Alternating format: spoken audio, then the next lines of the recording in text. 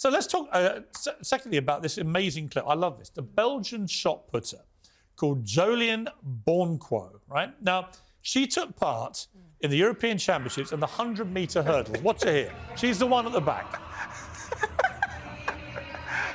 Right? It took her 19 seconds. Right? And you might think on the face of it, how utterly embarrassing. What are you doing?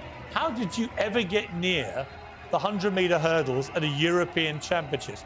But do you know the reason she was doing it is brilliant. And look how careful she's being. If she knocked any of them over, she would be deducted points, right?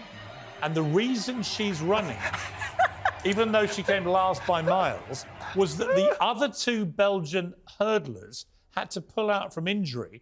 If no one competed in the event, the team would have been disqualified. So she stood up and went, I'll do it. That's great. Knowing she'd be a viral mocked, but I don't think she is. People have loved her. Everybody loves a trier. I think people understand why she's doing it. It doesn't actually look ridiculous. It's great, and she said of it, I don't take myself too seriously when it comes to sport, which I just think it's for a professional athlete. I think she's quite a heroic person for doing that. She should challenge all the others to the shot put. Get the hurdlers to shot put. I think she's an 11-time national champion. Who would have stand a chance? So I want to play another clip.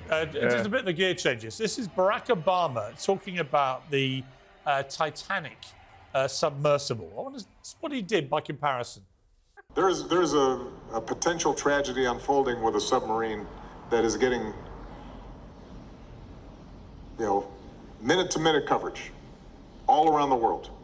And it's understandable because obviously we all want and pray that those folks are rescued. But the fact that that's gotten so much more attention than 700 people who sank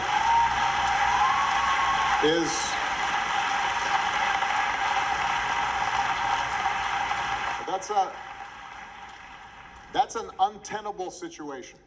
We've only got a minute on this, but Rosanna, I mean, he makes a point. It's a lot of people have made that point. Is he right to make the comparison? I think we absolutely have to have that conversation. We know why the submarine story caught everyone's attention. It's unique, it's interesting, people can relate to it. They perhaps can't relate to being a migrant.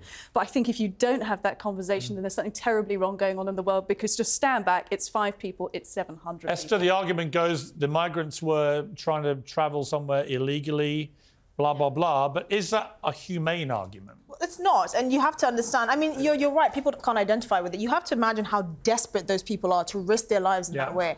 And I think that's something that we have to remember. There's something grotesque about has he pricked our conscience here, Barack Obama? Yeah, I think he has. Should we be throwing the kitchen sink next time, not at 5 people in the submersible of their own volition, but 700 people drowning? I see why the 5 people in an iconic wreck was a big story, but we didn't cover enough 700 people drowning. I think the answer is you can do both. Thank you, Pat. That's it from me tonight.